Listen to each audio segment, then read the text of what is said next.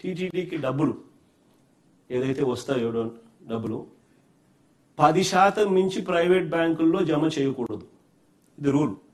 Private బ్యాంకుల్లో TTD డబ్బులు 10% మించి జమ చేయకూడదు. This is a rule in TTD.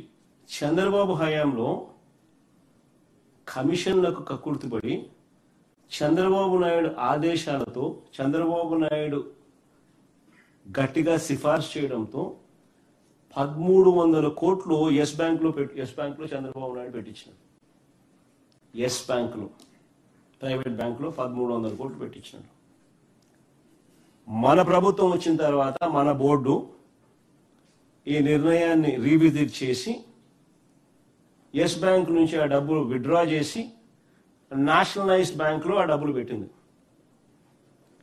పెట్టిన 3 నెలలకు ఎస్ బ్యాంక్ కొలాప్స్ అయింది.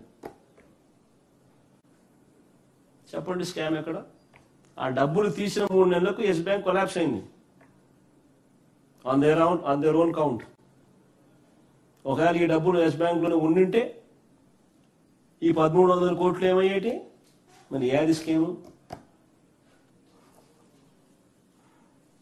చెప్తామైనా ఇన్ని ఉన్నా కూడా, మాకు ఎన్ని తెలిసినా కూడా టీటీడీ కాబట్టి రాజకీయాలకు లాగకూడదని దీని జోలికి పోలా.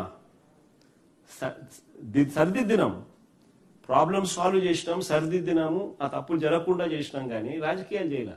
ఎందుకంటే మన దేవుణ్ణి మనం అపాస్పాలు చేసినట్టు అవుతుంది అనే ఉద్దేశంతో చేయలే. ఇప్పుడు వీళ్ళు చేసేటివి చూస్తూ ఉంటే అసలు ఏమీ చేయకపోయినా కానీ మంచి చేసే కార్యక్రమం జరిగినా దాన్ని వక్రీకరిస్తే వీళ్ళు రివర్స్ అబద్ధాలు చెప్తూ చేస్తే కార్యక్రమాలు చూస్తూ ఉంటే అది చేసినవి ఇంకా నేను ఇంకా రాజకీయం చేయక వదిలేసినాం. దేవుంది కదా అని మనం రాజకీయాలు చేస్తే దేవుడు అమాస్పాలు అవుతాడని చెప్పి